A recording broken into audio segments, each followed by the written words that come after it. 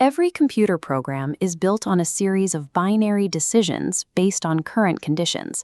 It is exactly like looking out the window, seeing rain, and deciding to grab an umbrella. In Python, we use the if statement to execute this logic.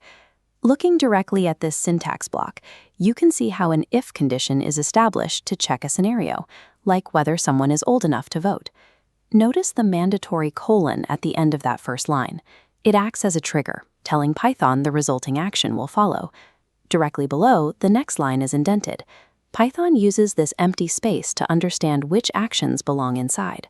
Mastering the colon and this indentation rule lets you move from writing static line-by-line scripts to creating dynamic software that reacts to its environment.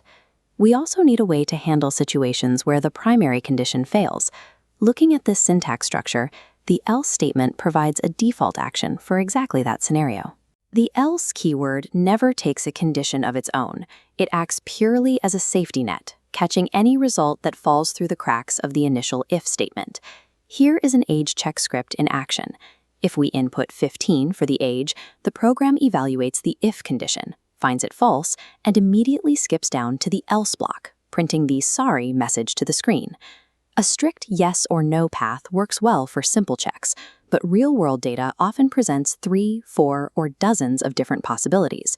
To evaluate multiple specific conditions, Python provides the elif keyword, chaining checks together. Python evaluates this chain strictly from top to bottom. Once an elif condition evaluates to true, Python executes that block and intentionally skips the rest. This means an elif chain is not a series of independent questions. It operates as a connected track, where the program can ultimately take only one definitive path. Sometimes, a secondary condition only matters if a primary condition is met. We handle this by placing one if statement nested inside another. The critical formatting rule is double indentation. The inner if block must be indented an extra level to securely sit inside. Let's test this execution flow. Pause the video and predict. What outputs if the outer condition is true, but the inner condition is false? If that inner condition fails, nothing prints. The program executes the outer check, fails the inner, and simply exits. You can think of nested conditions as sequential security checkpoints. Failing any outer checkpoint automatically denies access to the deeper core logic. We interact with conditional logic every day. When you insert a card into an automated teller machine, the software must instantly decide whether to dispense your cash based on the data. This animated code block shows the step-by-step logic inside that machine. It compares your requested withdrawal, in this case 2,000, to check if it is less than or equal to the total account balance of 5,000.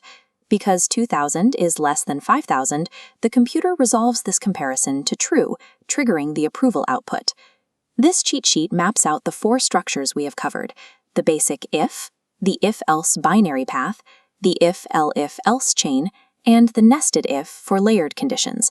By combining these structures, you build the central nervous system of your software, giving static code the power to adapt dynamically to any user input or changing data.